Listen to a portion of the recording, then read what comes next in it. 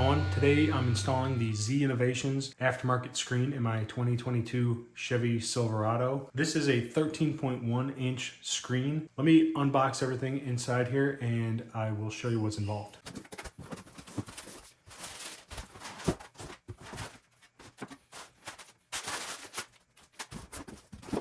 So this is everything laid out and unboxed. Full disclosure, they did send me this to review and install as a promotion. So this is my opinion of the unit and my experience installing it. Z Innovations has been developing this for, I want to say, like the last 2 years. They've finally hit the market. It's been a very sought after upgrade for many Silverado and Sierra owners to get a bigger screen with more functionality in their truck. They have two offerings for screens. This is the 13.1 inch screen. They're also offering a 12.3, which is going to be more of a widescreen version. Check out their website. You can see that other option that they have to offer. My truck is a 2022 Silverado Custom. It does not have the Bose system, and it has a 7-inch factory screen. You've probably seen a couple of the other videos out there for installing this on trucks, and they have the upgraded 8-inch and Bose systems. Their installation is it's more or less the same. There's a few different cables down here that are specifically tailored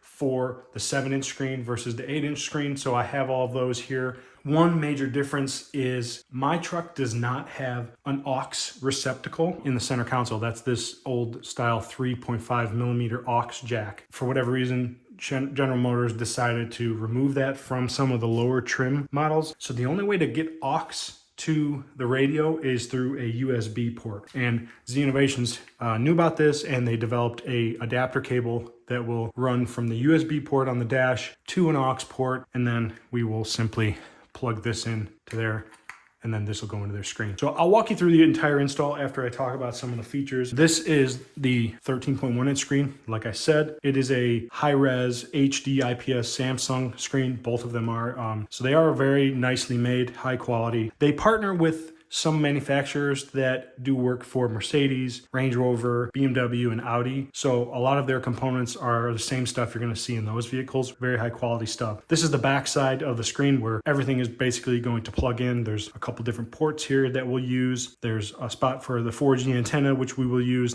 the GPS, which we will use. There's also a port here for 5G. We're not going to use that one here. I think that one's reserved for people in Australia, but at any rate, we won't use it. These are all the ports for all the accessory cables down here that you see. This will be like the last thing you install, and it will actually mount to that after you've installed the shell and you have all your cables set up, and then you can just slide this in. There's a couple little rails here where this will slide in, which is nice because if you ever want to change this screen to a different size, if they offer, alternate sizes than the first two sizes right now, you can swap it out and put in a different size screen. Pretty cool. Nathaniel at Z Innovations, I've been talking with him for a couple months now. He is a Silverado owner. He designed this kit himself, and they sourced feedback from 20,000 Silverado Sierra owners to get the features that we want as Silverado owners baked into this product. So they did their due diligence when designing this, and I think it's paid off. A couple specs about the screen. It runs Android 13, the latest operating system for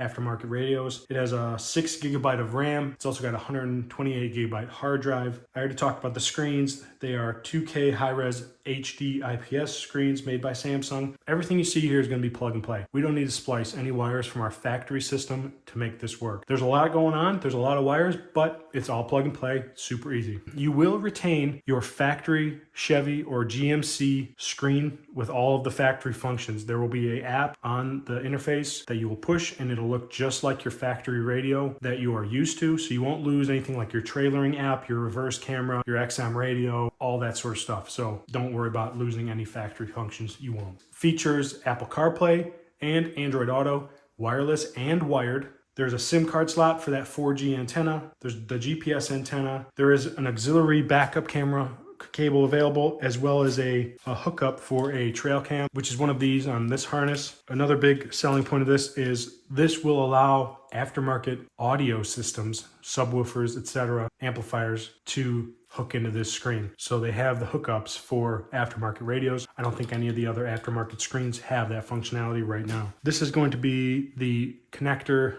that gets our factory video. This is a CAN bus decoder, something we need just to install because to make the signals work correctly. That's the cell antenna, that's the GPS. We've got a couple different USB cables here. This is a single USB. This will be the one. The single USB will be for your wired CarPlay or Android Auto. This is going to be the cable for interrupting the HMI signal and plugging it into the screen. So they've got this nicely made harness that will tie into the factory wires underneath the glove box, and then it routes everything back to the screen, which is great. Talked about this already. There's a bunch of ports on here for our audio, aftermarket audio, and the SIM card slot adapters on that one as well. The aftermarket microphone if you need that. This is just the aux cable that we're going to use to get the audio out to the speakers. Talked about this USB adapter. So that's pretty much it. Let's talk about the shell a little bit. So the shell looks really cool, and one thing you'll notice right off the bat is we've got cutouts here for what looks like the factory HVAC. You're going to take out your HVAC controls and it will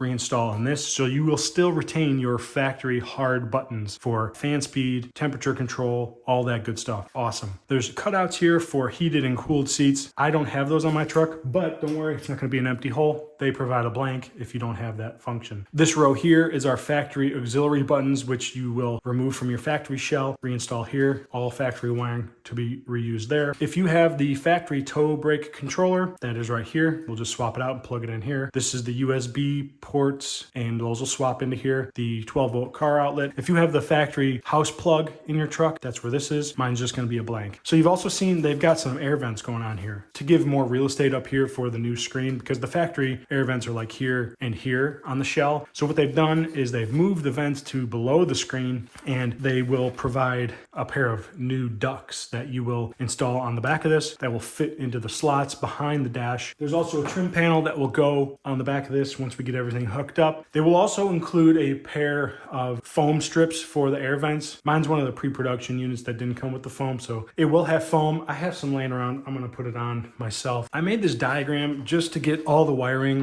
straightened out in my head. I'll post a link to this in the description, so if you want to download this and use it while you are installing your unit, you can do that. So check the link in the description for a PDF of this where you can go and print it off, use it for installation and guiding yourself. That's pretty much it for the unit itself. I've got some work to do in the truck to remove the old screen first. I'm going to kind of breeze through that. I've done it a bunch of times. I have other videos on how it's done, but I will show, the main steps of removing it. All right, so with a bench seat, you're going to have to remove a panel along the bottom here. I've already removed it. It's over here on the right side in my footwell. There's a 7mm screw on this left side in the driver footwell that you need to remove. And then there are clips along the top that you need to pull out, and then you can release that from the underside of the dash. Next, there's another panel here that also is just held in with clips. So I'm just going to pop that out now and set that aside as well. The next step is removing this trim that goes around factory radio, and I just have a trim removal tool. You start at one end and then work your way around it and pop it out. Just be gentle with it if you want to save it. And you can set this aside. We're not going to reuse this with the Z Innovations unit, but if you want to save it, put it somewhere safe. All right, so now there are several screws that hold this factory shell in place, and they are T15 Torx screws. There's two up top on either side of the radio. There's one here under each vent, and then there's two down here below the factory controls. So just remove those and set them aside.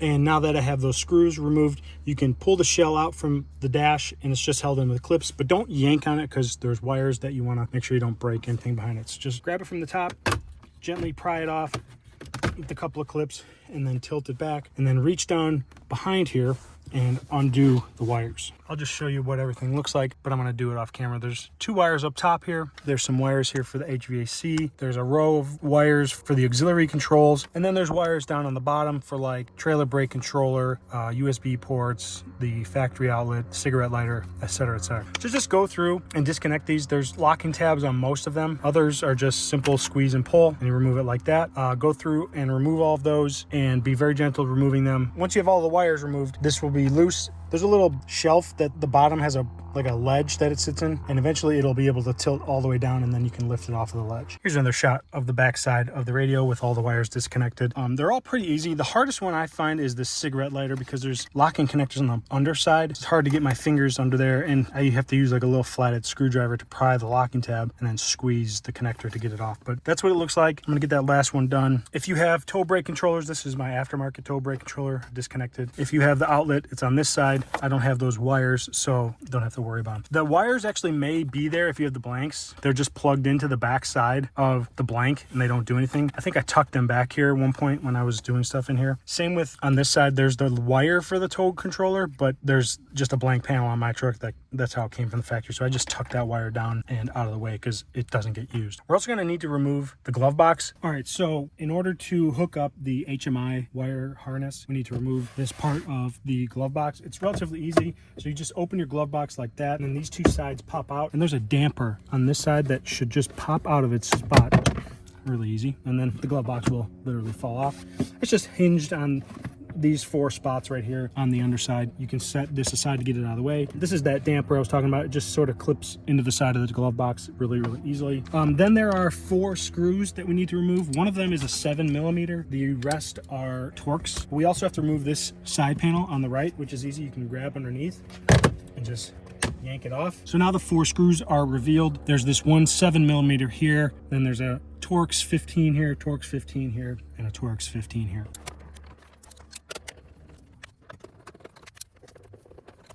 Well, before you start yanking, there's actually 4 more 7mm down here along the bottom of the panel, so we got to get those too.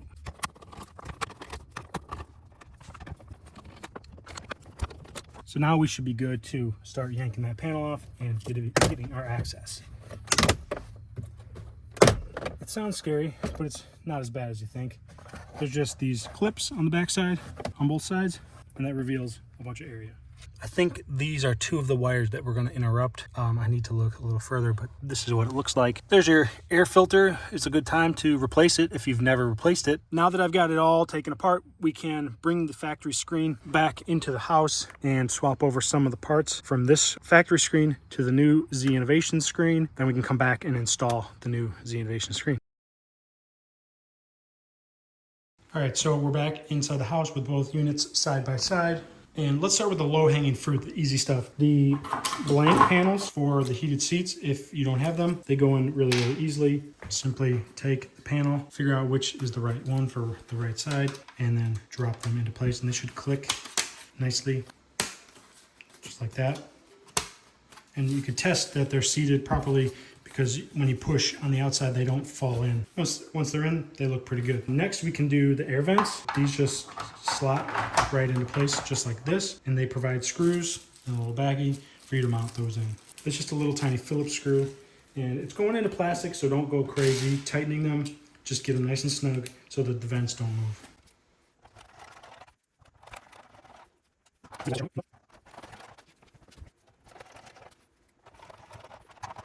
And there's actually 2 screw holes down each one of these vents. You'll see a hole. There's 2 screw holes that you gotta put into these. Otherwise the vents are kind of loose on the shell. Just make sure you get these 2 extra ones. Here's a little tip to get those screws down into those air vents. Just a little piece of blue tape on the end of your screwdriver, and then it holds it so it doesn't fall off. So if it looks like your air vents aren't sitting flat across here, it's because you have to orient that center mounting point so that the brackets on the vents are offset like they are currently shown. See how one is higher on the mold than the other? The vents won't sit flat. Because I did it the first time and I was like, wait a minute, this is not right. And I noticed that those were offset. Now that I've got that done, we can start swapping parts over from the factory shelf. All right, so next we're going to swap over the HVAC module and the auxiliary buttons here. They're held in with Torx screws, and you're gonna reuse them. Just take them out. There's 4 on this one for the auxiliary buttons, for the HVAC buttons with a handful of clips. So just remove those screws, set them over here out of the way, and then transfer the panels over. Now there's a couple of clips here and on the back. You gotta kind of wiggle it off.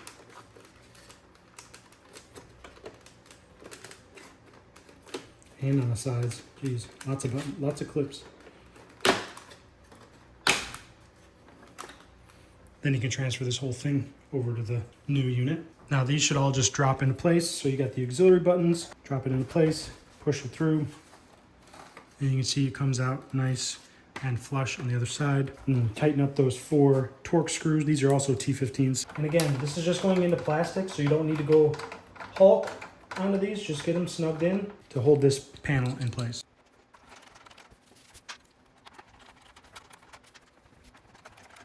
All right, now we can take our HVAC unit and pop it into place. It looks like it needs to go this way. And there's those clips along the top. It looks great.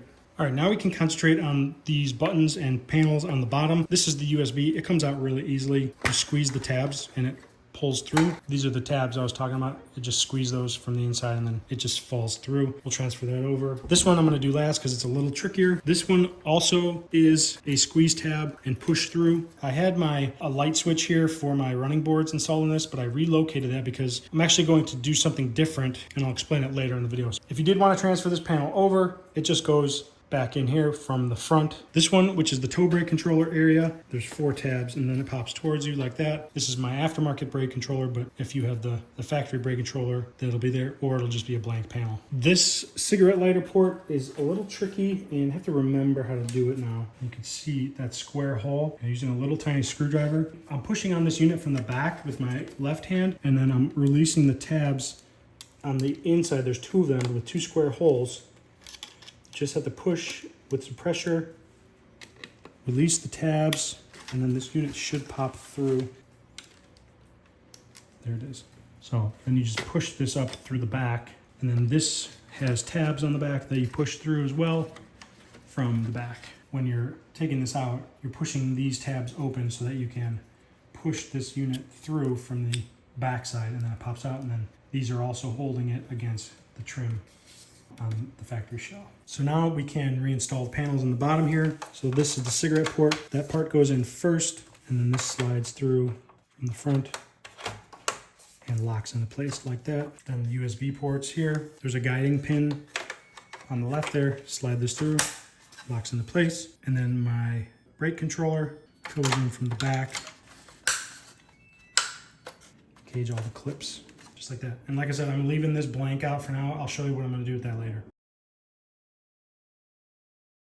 So we're going to start installing some of the wiring, but before we do, I want to show you the 2 connectors that you need to disconnect on the HMI module. I've already disconnected them because they were too hard to show on camera. There's a gray and a green connector right here. This is for non-Bose systems. If you have the Bose system, you're going to have a black and a gray connector, and they're going to actually be on the far end of this big gray box. They're going to be on the other side of that. These 2 connectors need to be disconnected, and they are kind of tricky. There's white locking tabs on them. You can see they're opened right now. So you have to pull that white locking tab first and then push the tab on the connector to release them from their slots in this module. It was a little tricky. I had to like lay on my back and look up. I had to disconnect this guy from its mounting point right here, which I'll put it back when I'm off through. But some of this stuff is kind of sharp, and the metal back here is sharp, so just be careful. You know, I sliced my knuckle and whatever. Now I can hook up the harness that goes here in between this module and run it over to back behind the screen, which is where we're going to hook it up to the new screen. All right, so I've got this harness, which has this T-shape that is the pass-through,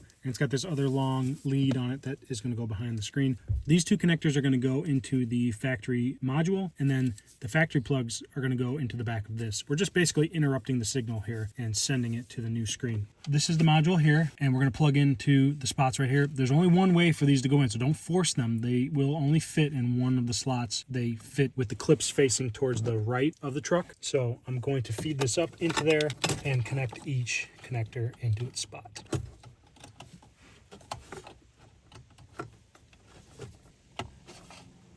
And then I can take the 2 factory plugs and plug them into the other side of the Z Innovations harness.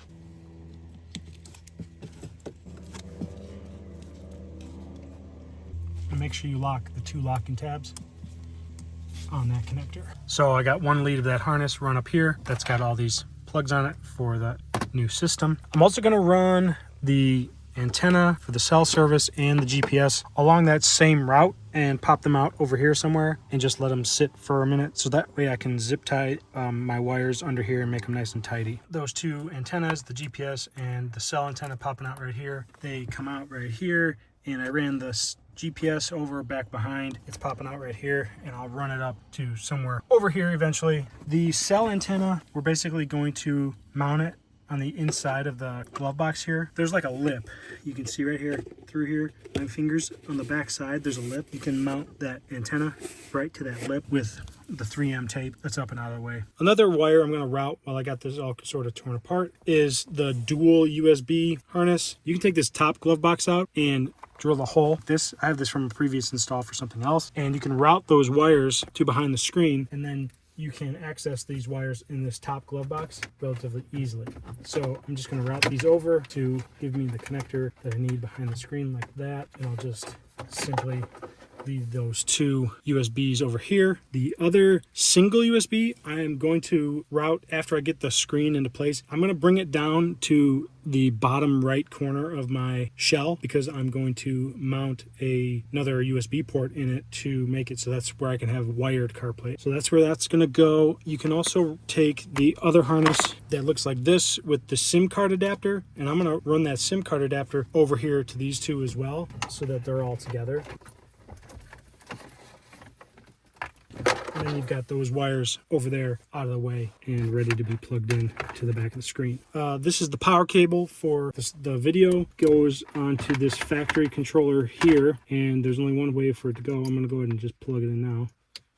This factory harness has two other plugs on it that you're not going to use, and there's a slot in the dash right here that I just tuck those wires down into so they're out of the way. I'm not going to install this other harness. This is for like an aftermarket backup camera, but if you want to do that, you can. But I'm going to omit that one for now. The CAN bus module gets installed onto the cable coming from the HMI interface, and it is a big connector that just gets clicked in just like that. And this will eventually get tucked like back in there somehow. I might wrap it with something foam padded so it's not clanking around back there. We've also got to route this guy. This is a auxiliary cable with the USB adapter. So we're going to have one end going into this, and this is going to be going into the factory USB port on the front of the shell, and then this is going to be installed on one of those auxiliary component cables. I'm going to save that until I get the shell in place and get this bottom stuff hooked. So the factory shell and the new shell, they have this lip on the bottom, and there is a corresponding spot right here where it fits into, and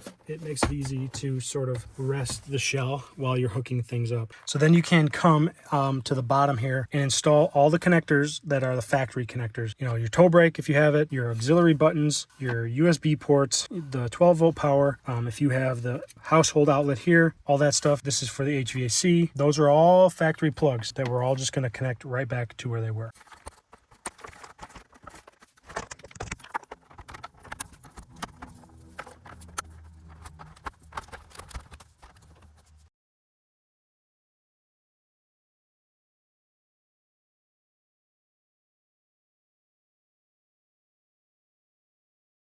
Once you get the factory connectors connected, you can tilt the shell up into place and then pass the new wires through the opening here.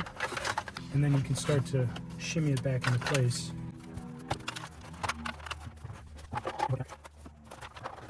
Make sure you're not pinching any wires on the air vent. Once you fight it into place a little bit, this is kind of what it's going to look like. It just snaps in along the top, snaps in along the sides. We're going to use those screws on the top and the bottom. You won't reuse the screws on the left and right because they are blocked now. I would save them, you know, throw them in your toolbox somewhere. We've still got a little bit of work here to do with some of the wiring. I'm going to put that single USB cable down, and I'm going to bring it popping out right here, and I need to feed it up back behind here and get the other side of it to hang out. Also need to route this guy with the aux controller and the USB on it down and around somewhere, and the USB is going to actually go right into the factory USB. So you will have a small wire just popping out here, but it shouldn't be that bad. So this is where we can start plugging things in. So before I plug the screen in, I'm going to plug in the two red and white auxiliaries that are going to that aux converter, and we're going to take it to this harness with all this stuff going on. And on 2 of these, there is, you want to plug those into the aux R and aux L wires, and white to white and red to red. For good measure, I'm going to put a little bit of electrical tape on this to keep them in place. The rest of these are for auxiliary functions, which I probably won't end up using, like whatever CVBS is. I think that's camper van trailer.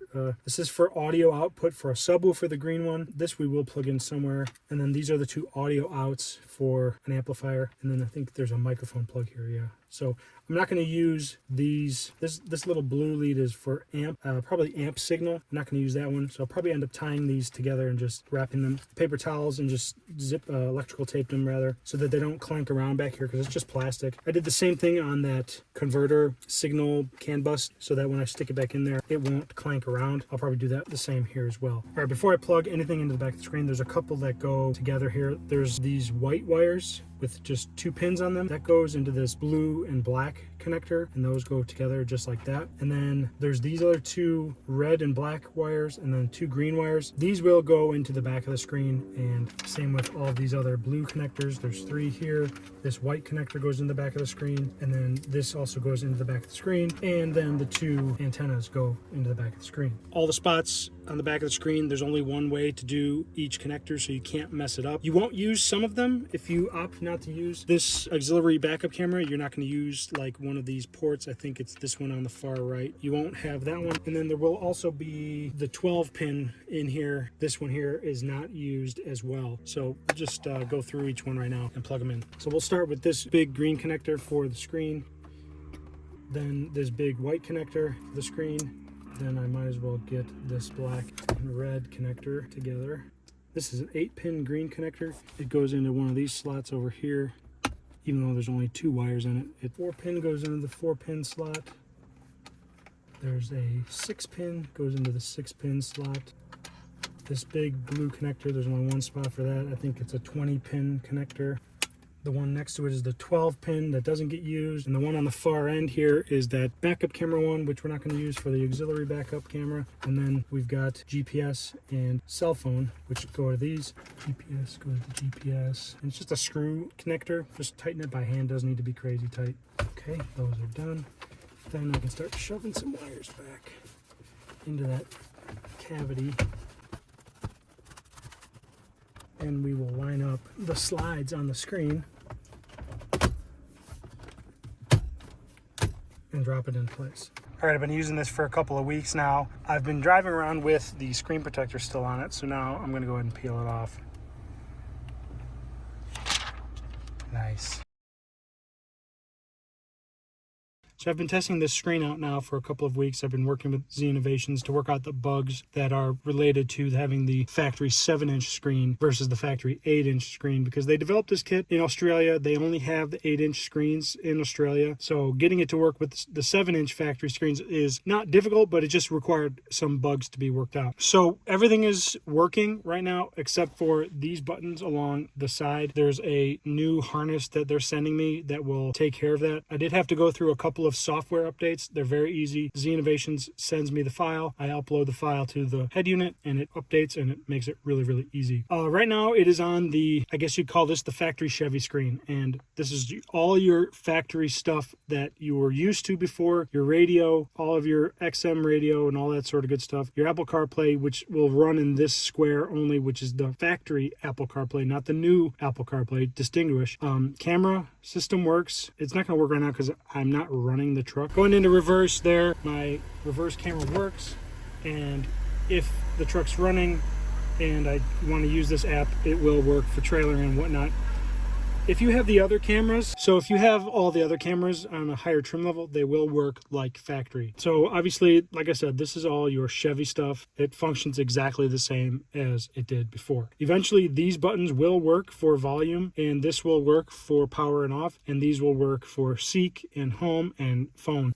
These are basically mimicking the little panel that you had on your truck before right here, which you have to do some selecting in the menus to make it work as well. Now, my truck's a little bit of an anomaly. I did an upgrade on my steering wheel and dash cluster to get steering wheel controls on my custom. Normally, custom level trims do not have steering wheel controls. So if you do have a custom, you are going to be limited to these controls on the screen only for volume, seek, home, etc. whereas before you had hard buttons for those right underneath your screen. So keep that in mind. And if you swipe down from the top, you can click home. Right now I'm running a aftermarket launcher than what is included in the screen. This is called Nova Launcher. I like it. It's very simplistic, sort of an iPad layout, so to speak. I just like a very simplistic screen layout with the things that I'm going to use most frequently. So this app right here, this purple vehicle, that will take you to your Chevy screen. Really, really simple. This is your CarPlay icon, which will do wireless and wired CarPlay. I'm not going to hook it up right now because it'll mess up my recording, but it does work fantastically.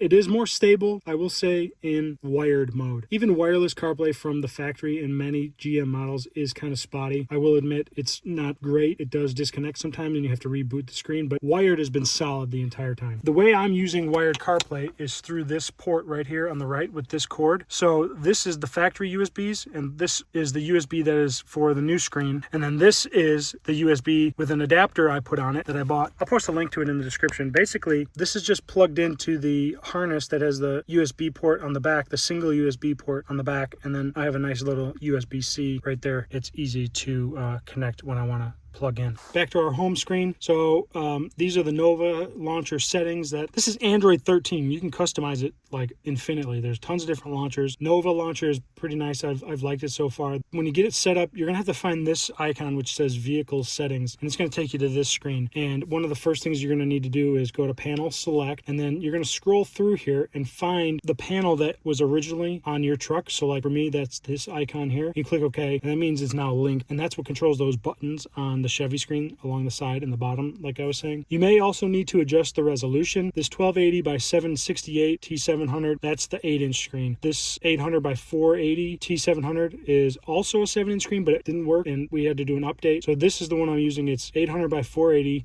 T700-1, and that's the resolution that gets the Chevy screen correct. This one I don't think matters. It was on 8, I guess, and it didn't matter, but you should leave that on 7. And then there's some other settings here that you can mess with. It does show some interesting info down here, like my fuel range, cruising mileage, and battery voltage. So next, you'll have to find the settings screen. You'll go into this tools icon, and there's going to be a password. It's 3368. You go into the password, and you go to turn off some of these and turn on some of these. So like all of these OBD, front view, local radar display, I have all these off. You want those off. And then MCU panel, unknown sources, turn on because you need to have them for updates and whatnot. HD reversing video format, I don't think it matters because that's for the aftermarket radio. If you have an aftermarket backup camera, and just some other settings, you can go and you can change your boot logo to whatever you want. I have it set on Chevy when you reboot the screen. Volume balance settings, so like if you want to balance the audio, like an equalizer sort of thing. And then very importantly, this one, car model. You need to go in here and you need to make sure that you're on the LZ CAN box type. Car brand is GM/Chevrolet. Car model, you want to be on Silverado or Sierra, and you need to select the 2019 through 2021 screen, and it's left-hand drive versus the bottom one is right-hand drive because these were developed in Australia. It flips everything to the opposite side. So that's important to get set up right off the bat. MCU upgrade, don't mess with it. Touchscreen calibration, if you want to calibrate the touchscreen, I did the first time I set it up. Panel key learning, don't need to mess with it. Basically everything else on here you don't really need to mess with. That's pretty much all you need to mess with. Original car agreement also has some other settings that are basically all turned off, and you can mess with them as you want, but that's really all there is to getting it set up. The other settings on these are for like the Android settings, and you can go through them and mess with them a little bit. You know, you can get to your Wi-Fi, SIM card info. I haven't really messed with that at all. You can change date and time settings and whatnot. Then once you have it set up, it's pretty much run and gun. It works really, really well. Switching between audio for Sirius XM and then Apple CarPlay works pretty good. It's relatively quick to switch back and forth between this app, which would be the full screen CarPlay, and then this app, which would be your Chevy screen. So you do have to change your audio to the USB aux, or if you have an aux port, yours is just going to say aux. And then if I wanted to switch back to Sirius XM, I do have to click back to Sirius XM. And you do need to make sure your phone is connected via Bluetooth so that when you do have Apple CarPlay connected, routes it through the car's audio. I've been running this for several weeks now, working out the bugs with Z Innovations, and I gotta say I really like it. My shell is a pre-production model. There's a little bit of a flappy vent issue here. They already fixed that on production models, not a big deal. I found this little 90-degree adapter on Amazon for my USB port. This is not included, but I just thought it made it look a little nicer when it's plugged in there. I don't have the bottom panels tucked on yet because I have to take this off one more time to get a new new harness when they send it to me. I found it to be really, really enjoyable and not annoying to use when I'm driving. I make a lot of phone calls and talk on the phone a lot when I'm driving for work. It's been pleasant to drive, and I have really no issues to beef with it. So if you do swipe down from the top one more time, it will bring up some quick launch settings. If you swipe down from that one more time, you'll be able to control the brightness. There's a mode on here which is nice for night. It gives it a little bit of a tint, eye comfort, and then it does dim at night with your headlights, which is nice. You know, mess with your data, your airplane mode. You can turn the screen off. You can clean memory, which is like turning off all your apps at once. And then if you do ever need to reboot it, you just click reboot and it will do its thing. And it'll show you the Chevy startup logo when it starts this time. So that's pretty cool. You can set that to GMC or whatever else is in there. I mean, if you want to set it to a different manufacturer, you can as well. Really, the only thing left to do install-wise is to put this piece of trim on the back. I didn't put it in yet because I do have to take the screen off one more time because I have to, like I said, change one of the harnesses that they're going to send me. That's pretty much it. I really like it. It's a really nice setup. Z Innovations is committed to providing updates, so stay tuned from them. If you do get this and you're having issues, just be sure to contact them. I will say they are located on the other side of the planet to most of us in the US. Please be sensitive to that point when you're messaging them for support. They will get back to you, but they are on the other side of the planet. So when it's daytime here, it's nighttime there, and they are human beings and they need their sleep. So please be sensitive to that fact. Basically, I'm not going to go into like the Android settings because if you know how to run Android, you can customize this thing even more than what I've done here. You have the Play Store where you can download all sorts of apps. This is File Manager, which is where you would go to do updates. You use a USB drive and it'll pop up like right here. You put the files on the USB drive and you click them to install. It's super easy. Because it's running through USB, there is a slight audio delay when using video. It doesn't bother me and it's not that bad. I'm not going to watch video when I am driving anyways, but just be aware there is a slight audio delay. Repeated offers from the Harris campaign, Donald Trump has officially refused to appear in another debate, saying, quote, you can see there is a slight delay, but it's not terrible. Be sure to check out the Z Innovations website. If you want to order one of these for yourself, you can get it online. I will post a link to it in the description box below. If you have any questions, please post in the comments. I've become pretty attuned to this screen, so I know how to get it kind of set up and running. If there are any questions, I'll do my best to answer them. Thanks for tuning in. If you like this video, give it a thumbs up. Love it if you subscribe. Stay tuned for new videos. We'll see you next time. Later.